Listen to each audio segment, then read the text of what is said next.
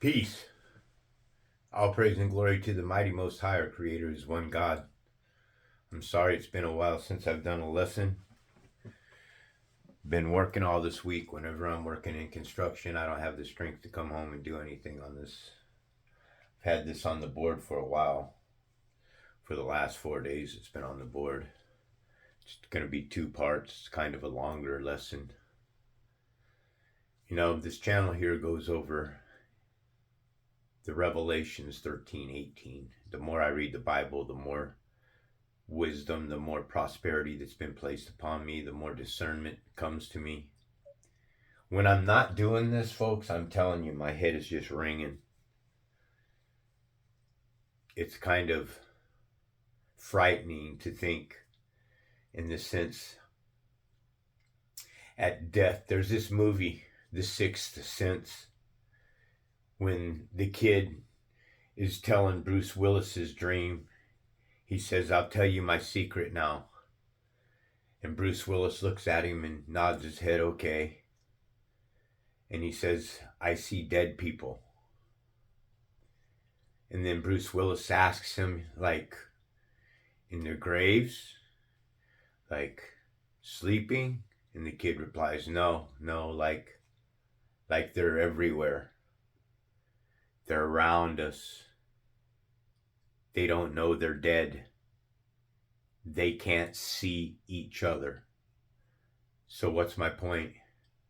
My point here is, how would that alone within itself, for you to be aware, your soul to be conscious, and know that you will never be able to see anything again, hear anything again, talk to anybody again, be separate, just imprisoned in your own conscience eternally, knowing but not knowing anything. That is a horrid thought to me. To be trapped inside of darkness, completely aware of yourself. A lot of people that I listen to a lot of truth channels. And probably one of the strongest informative channels out there that I know of would probably be Brother Sanchez. Now, I love the show, but I don't agree with Brother Sanchez, as a lot of other channels. Morgue Official. Just listen to the name. He's telling you what we are, that we are spirits of the dead. What do I mean? Well, that man, I just can't understand how Christians, when I bring this, when I connect these dots for Christians, and I show them that, and when I say things like in John 6:56, that in 55 and 56, "For my flesh is good food and my blood is good drink. Whoever eats my flesh and drinks my blood remains in me and I in him." So Jesus is metaphorically, okay, figuratively, saying that he wants you to eat his flesh, breaking bread, drinking, pouring a glass, drinking wine. This is my flesh and blood. Eat it, take it.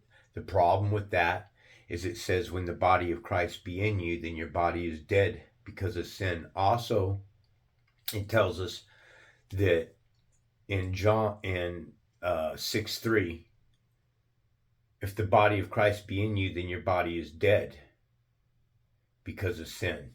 Hold on. For did you not know that when you are baptized in Christ Jesus, you are baptized in his death? Now, I asked somebody about that the other day, and she's a Christian, and she says, yeah, that means that your body is dying in sin, which releases your spirit of that sin. Wow, profound, but it's not the truth. Okay, there's just too many parables. You see, I started choking her up when I started saying things like, well, if Jesus is fully man and fully God, then how come he doesn't know the day of his own arrival? It says that Jesus, it says neither Neither the angels in heaven or the Son of Man know the day of God's return. If Jesus is himself God, then how come he doesn't know the day of his own return? If Jesus is God, how come he had to walk across the field only to find out that the fig tree bared poor fruit or no fruit? How come that when a woman touched his cloak in the middle of the crowd, he's God, he had to ask who touched his cloak? Not only did he have to ask who touched his cloak, he lost his power. The bleeding woman in a crowd touched your God, Jesus Christ, and he lost his power. Your God lost his power. Your God died. Okay? Your God ain't my God. Okay? I worship the supreme creator. What you got to understand is the supreme creator, folks, is not of this material world. Okay? There was something that was given great power, understanding, wisdom, and knowledge, but not all. God created it, so it's only like us. We can only be programmed with what it is we're taught, what we know. Now, I keep trying to teach everybody to make this connection between Jesus being the Son. He is the Son, the firstborn. It says in Colossians 1:15, for the Son, Jesus Christ, is the image of the invisible God. Jesus is the image. This is your connection between Genesis 1:25, 26, and 27. The Bible is talking about a beast in Revelations. Revelations and Genesis they're molded into one another. The fabric of good and evil must exist. Evil is on this plane of existence, okay? They say as above, so below, which means that if there's a war going on in this plane of existence here, then there's also still a war going on in the heaven above. Now, this parable here, as so above, as below, could have a great deal of meaning, many different meanings, many different interpretations. I tend to look at as so above, below as something that's within us. Okay? We have in our brains a pineal gland which aligns with Jacob. And when Jacob wrestles, what does it say? He wrestles with the angel. Okay? He wrestles with God. Jacob wrestles with God, and it says that Jacob wrestled with man. And folks, that's right there in your face, it's telling you. Because God here is Elohim. And I'm teaching you that Elohim is plural of Eloah. Okay? In Eloah's definition, these definitions here is gods, lowercase gods, G-O-D-S, gods in the ordinary sense. Okay? Now, here's something for you to think about here. Ordinary. And then you have the word extraordinary. This word here is a complete nullification of ordinary. You're just extraordinary. You're still just an ordinary person. You're just extraordinary. It makes no sense at all. God's in the ordinary sense, but specifically used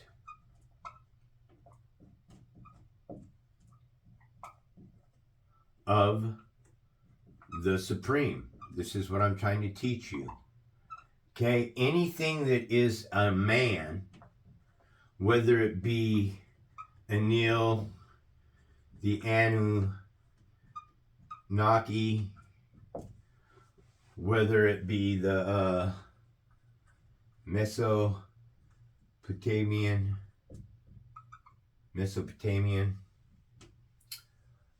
they're all men, Okay, Gilgamesh, Baal. Okay, you got to start understanding, folks. These are all men. Okay?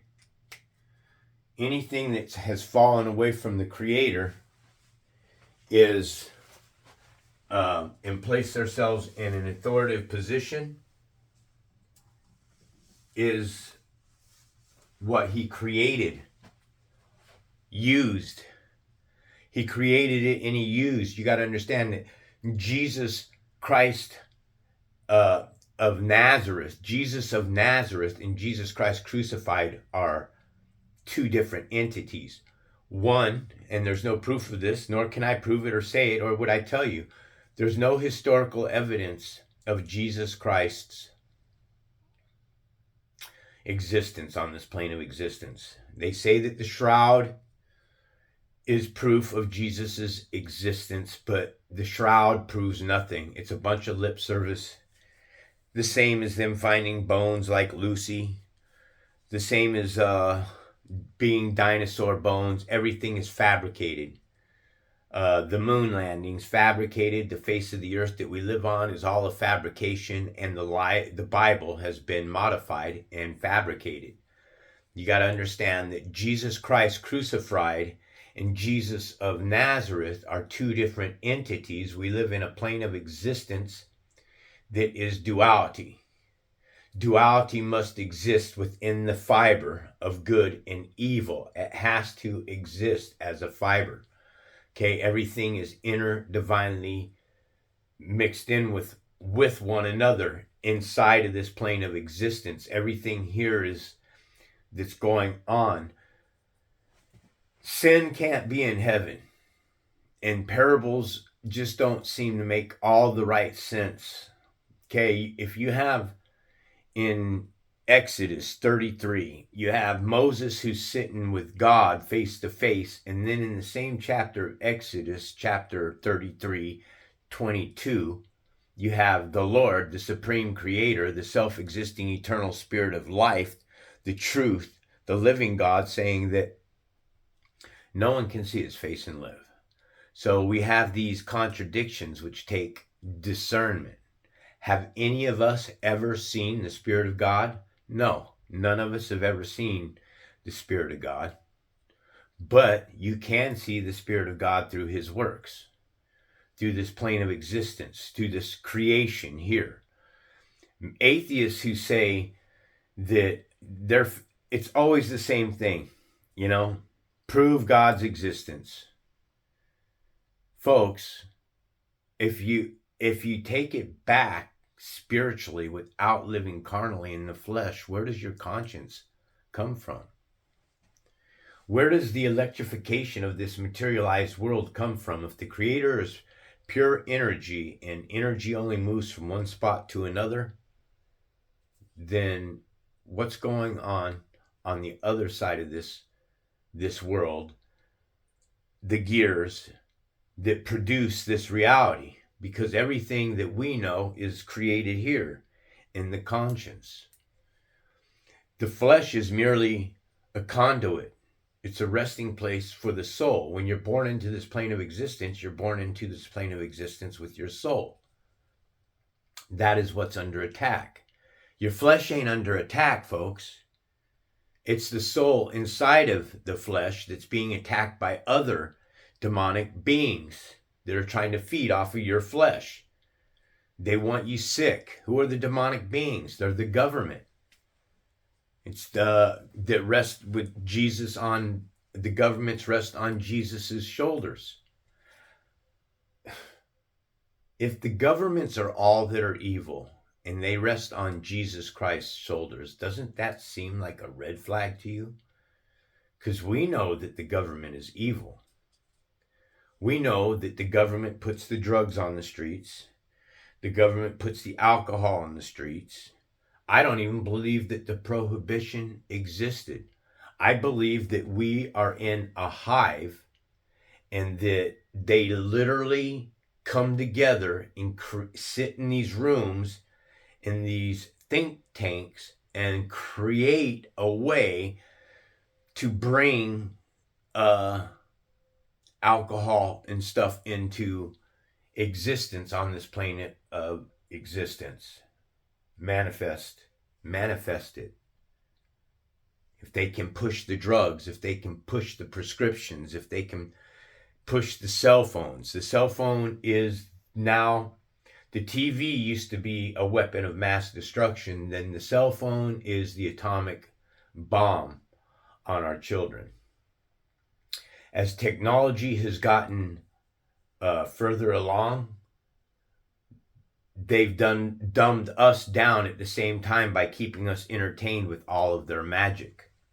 I did a video the other day, man, and it was an hour and 45 minutes long, and I still didn't even get a chance to talk to you about the man that's created in an image, that connection between Jesus being the image and the image of mankind being created on the sixth day. And then the creator, the supreme being, the self-existing eternal spirit of truth, is telling us not to worship any graven images.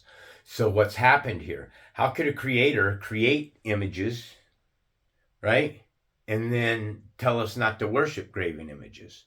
Because the supreme self-existing creator, you got to understand, didn't create this plane of existence. Yeah, you heard me say it. Something was given power. Something was given power to create a flesh host system, as it tells us in Revelations 13:15. For the second beast, which is the beast, the serpent that's created in Genesis 1:26 and 27, for the second beast was permitted to breathe the breath of life into, or to breathe into the image, not the breath of life, but to breathe into the image of the first beast. The first beast, when is it created? Genesis 1:25. They're talking about a first beast. It's the very first time that beast is mentioned in the Bible. 1:25. God created the beasts of the field, each according to their kind. This is the first beast. The second beast was permitted. The serpent was permitted to breathe into the image of the first beast. The serpent was permitted. The serpent was permitted to give us life, but you got to understand, you're not life. You're created in an image. Okay? And an image has the word mage. And a mage is a sorcerer.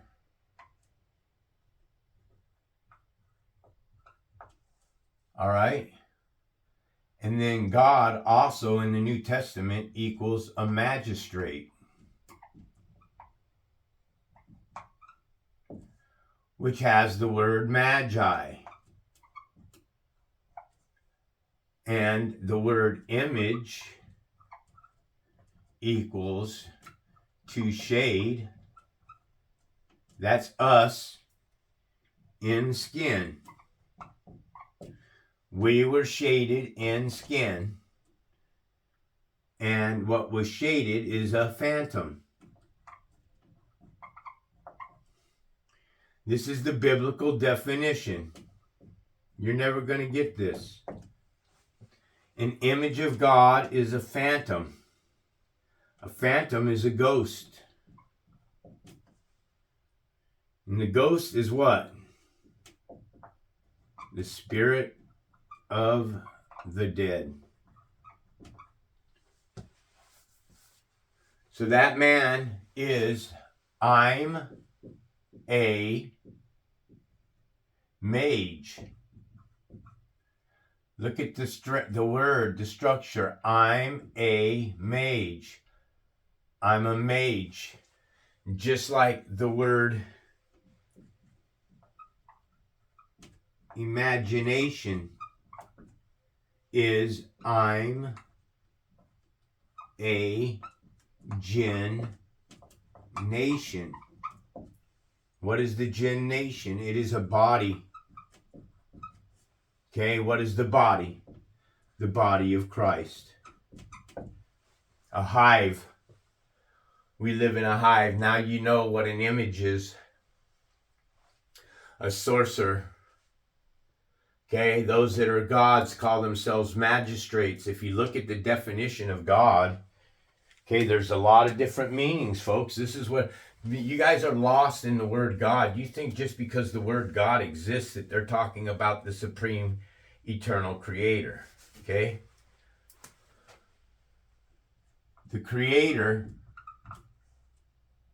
created something that eats. What eats? Mankind. And what do they eat? They eat flesh. We're flesh eaters, folks. This plane of existence is a flesh-eating corpse. It's a place of death. Okay, you're born into death. This is why you die. God's work is perfect. You will be judged for your transgressions. I truly would rather be knowing, with the scales removed off of my eyes, that there isn't going to be a supreme creator that mixes the dead with the living. You understand what I'm saying right there? Jesus is supposed to be saving the sinner that repents and calls on him to be saved. You can just be in your sins and then call on Jesus to be saved. But Jesus, it also says that your hearts, these people serve me with their lips, but their hearts are far from me. Remember when Jesus is crucified on the cross and he has these spikes that are ran through his hands, about that size, all right? And he's hung on a cross. Nowhere in the Bible does it say that Jesus was put on a cross, man, until the New Testament, because Jesus of Nazareth was placed on a tree. And he prayed earnestly for the Creator to take this cup from him, meaning to allow him to be spared, to allow him to leave. This is why it says that Jesus lived a prosperous life. Jesus had children, and he went on to live a very prolonged life. Jesus didn't die on that cross. And here's a question to ask yourself. If Jesus was sent to bring the children back to the lost sheep of the house of Israel, he was sent. Why then would he, why then does it not say that he is sent to all the world as well? Jesus wasn't sent to all the world. The Jesus Christ crucified, the European great white blue-eyed lie, that one, that is a lie. Duality exists. One was sent to one people, another was created as a god for the Gentile race, because the Gentile race that are forged from the fire are the knowledge of good and evil.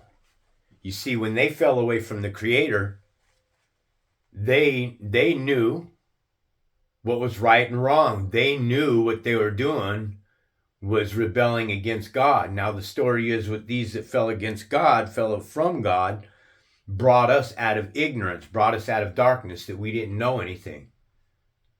You got to understand that those that are created on the sixth day of creation are the tree of knowledge of good and evil, as it tells us in Ezekiel. So with all of that said, you got to remember that it's our government that puts the dysfunction on us. Okay, they put all the drugs, the prescriptions. You can't watch 2 hours of a video program without watching 20 hours of them pushing their prescription drugs. And it's pathetic. Who would want to take one drug to heal one problem when it's going to give you 20 different other problems? Oh, but don't worry, we got a drug for those other 20 problems. You just got to eat a handful of pills. We'll get it right, though. You just keep letting us be a guinea pig. No, we'll be your guinea pig. All right, guys, this is kind of a long chapter.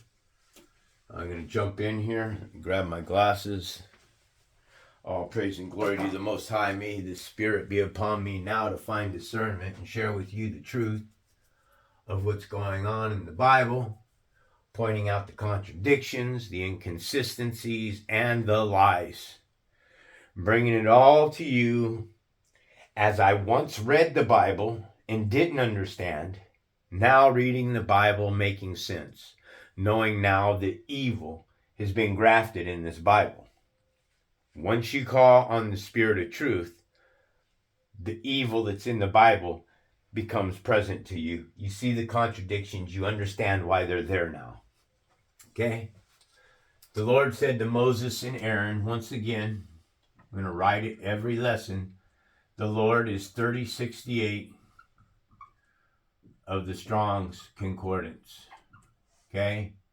The definition of the Lord is the eternal creator. You understand? The eternal. This one here has no beginning. Hard concept to understand. No end. So if he has no beginning and the creator has no end, then the only way that we would know that the creator exists is when he created us. It's that simple. Without creation, then there's nothing to worship the creator. There's nothing, there's no good, there's no evil, there's nothing created. So in a sense, through God's conscience, we are creations of God through God conscience. See, this is the only thing, probably one of the only points that I disagree with Brother Sanchez on is he says that we're gods. If we're gods, then that means that there will be no judgment for us if we're gods. I say we're not gods. I say that we're souls trapped inside of flesh suits, born into this plane of existence with a memory wipe. And this is why it takes devotion. It takes hitting the freaking bottom. It does. It takes a crushed ego. It takes a broken man. You got to be broken in your room, humble, pie on your knees, weeping out and crying for the truth. Today, the way that's going to happen, the truth is going to come to you, is you're going to have certain things that are placed inside of your thread, and you're going to have to use discernment. Okay? I can prove, folks, that Jesus is the devil, man. I prove it all day long with the scriptures. I don't just say it. I show you the scriptures that are showing you that Jesus is the man of perdition. I'm showing you that Jesus is 666. I'm calculating the number of the beast. I'm sharing the number of the beast with you.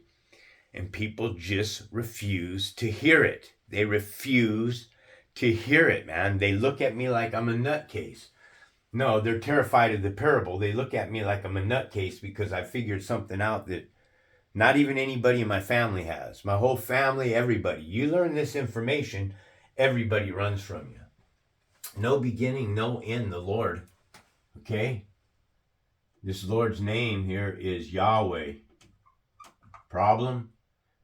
Yahweh is a man. Jehovah is a man. And the Lord is a man.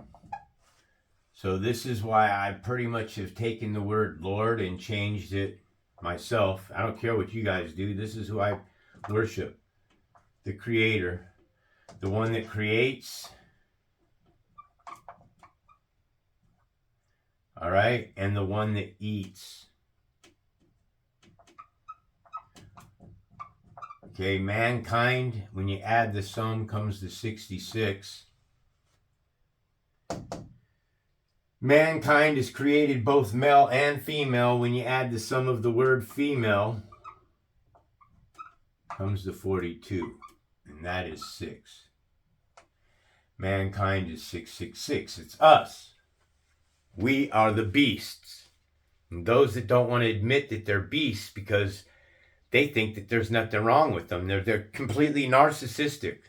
They're off their chains. They're genies out of their bottle, man. They're just awesome.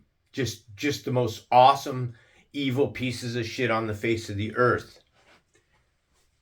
Okay, so the Lord, the self-existing eternal creator without beginning, without end. What's the problem here? Jesus tells you, I am the Alpha, the Omega, the first and the last, the beginning and the end. When it says that Jesus is the first, what's it talking about? The firstborn over all creation. Jesus is the firstborn. What does it mean when it says that he's the end? It means that Jesus had an end. He died. Point blank. He's the beginning, he's the end. Okay? Yahweh is the proper name of God of Israel. Okay, of Israel. Those in the providence of Jerusalem today call him Jehovah. And those in the providence of Jerusalem today are not the same as those that were cast out. You got to understand, a chosen people. What do I mean when I say chosen? Okay, I gotta touch this. Okay, when I say chosen, man, I'm not talking about the color of one's skin. When I say a chosen child of God, I'm talking about one that serves the Spirit of truth, the living God, the self-existing, eternal, always perpetual, in motion, the almighty force, the omnipotent power that moves all things in place. I'm talking about singularity. I'm talking about the point of creation, the point of existence, where it comes from, and the mind that moves everything in place, the mind that gives us conscience, subconscious, and unconscious. You see, 335 million Americans, maybe minus 100 or minus 1 million or so, are walking around unconscious. They have no understanding of the Spirit of God. Proven in all the platforms how many women and whores, literally, I guarantee you, of our population, you have 100 million women that are whores. You got 100 million men plus that are whores, all fornicating with one another, spitting out offspring, women getting jacked up and knocked up and pregnant on purpose, spitting little Nephilim children into this plane of existence. And that's what the seed of Satan is. If the Creator is telling us not to fornicate, and you're wondering why, I just can't get this straight, man. Why is it every time I find a guy that he turns into a piece of shit? Why is it every time I find a woman that she turns into a piece of shit? Because the Creator's saying, look, I don't want you fornicating. That's not what your body's for. Okay, your body is to appreciate the beauty of the Creator's creation and give praise and glory 100% to Him for all aspects of your life, whether it be good or bad. You have to go through trials to find the Spirit. This is why He created mankind evil. He wants you to come back to Him in spirit. So He created evil pieces of shit, government that are corrupted, police officers that kill people and beat the shit out of people and then get off for free. He created it for a purpose.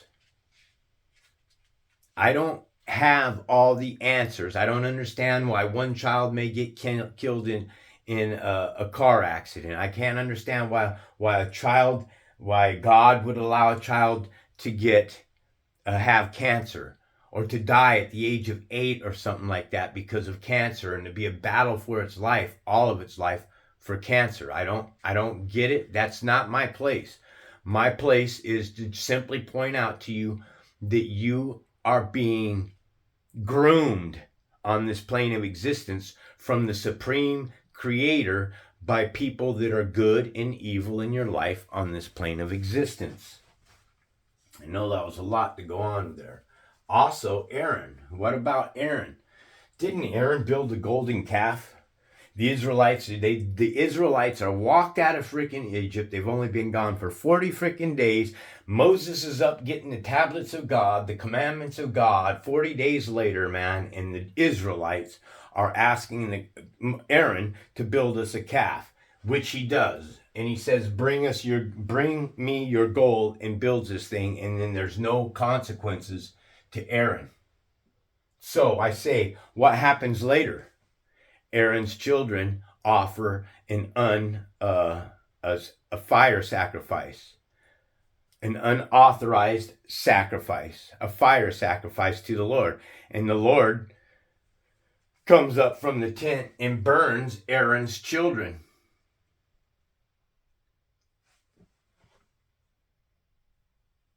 That Aaron builds a golden calf for everybody to worship, and the children, and nothing happens to Aaron, but the children offer an unauthorized fire sacrifice, and the Lord burns them up.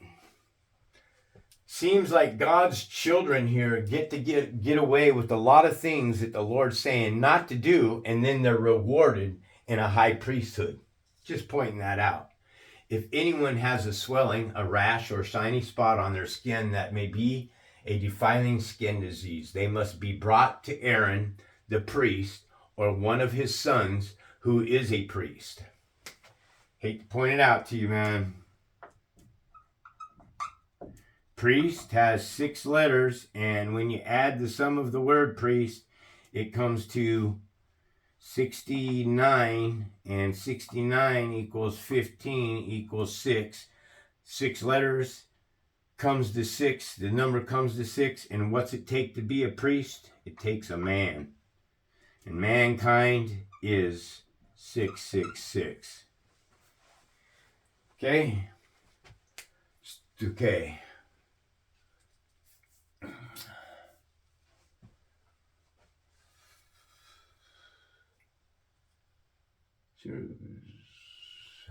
When the priest examines that person, he shall pronounce them ceremonial unclean. If the shiny part on the skin is white, but does not appear to be more than skin deep, and the hair in it has not turned white, the priest is to isolate the person for 7 days. On the 7th day, the priest is to examine them, and if he sees the sore is unchanged and has not spread into the skin, he is to isolate them for another 7 days. On the 7th day, the priest is to examine them again, and if the sore has faded and has not spread into the skin, the priest shall announce him clean. It is only a rash. Okay, pay attention to what I'm going to say here. So now we know where the World Health Organization comes from. So religion has been the one in health, over our health, telling us about disease. It's right there. The religion is telling you about where diseases and stuff come from. So doctors and all of that stuff stem from religion. The World Health Organization stems from religion. Just wanted to say that and put that out there. They must wash their clothes and they will be clean. But if the rash does spread in their skin after they have shown themselves to the priest to be pronounced clean, they must appear before the priest again. The priest is to examine the person, and if the rash has spread into the skin, he shall pronounce them unclean. It is a defiling skin disease. When anyone has a defiling skin disease, they must be brought to the priest. The priest is to examine them, and if there is a white swelling in the skin that has turned their skin white, and there is a raw flesh in the swelling, it is a chronic skin disease, and the priest will pronounce them unclean. He is not to isolate them, because they are already unclean. If the disease breaks out all over the skin, and so far as the priest can see, it covered all the skin to the infected person from the head to foot, the priest is to examine them, and if the disease has covered the whole body, he shall pronounce them clean. Since it has all turned white, they are clean.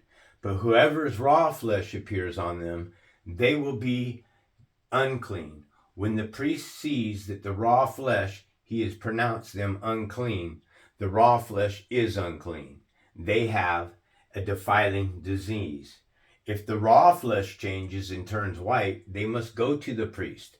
The priest is to examine them, and if the sores have turned white, the priest shall announce an infected person clean. an infected person clean. Then they will be clean. When someone has a boil on their skin and it heals, and in the place where the boil was a white swelling or reddish white spot appears, they must present themselves to the priest.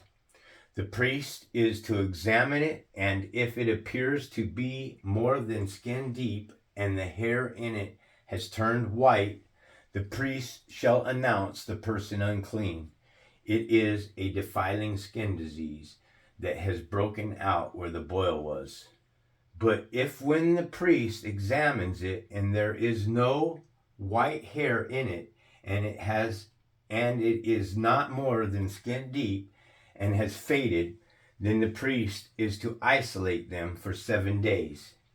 And has not, if it spreads in the skin, the priest shall not pronounce them unclean.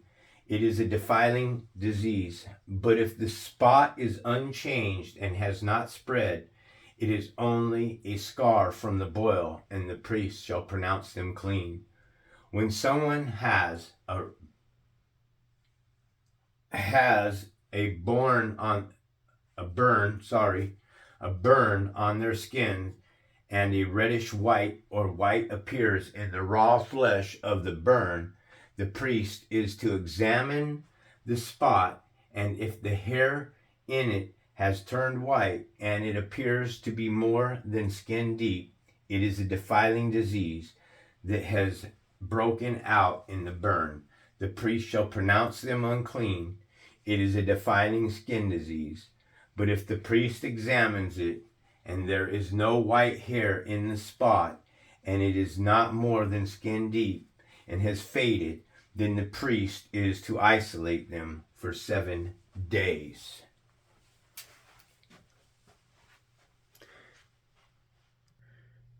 Hey guys, how y'all doing? My phone fell over. My boss just now called. He said that he needed me to go do a carpet for him. So I'm going to cut out on this lesson. I'm in the middle of writing the second part of it. So this will be Leviticus 12 or Leviticus 13, part 1. You all have a blessed and beautiful day. Talk to you later. This is White Raptor News Ministries. Peace.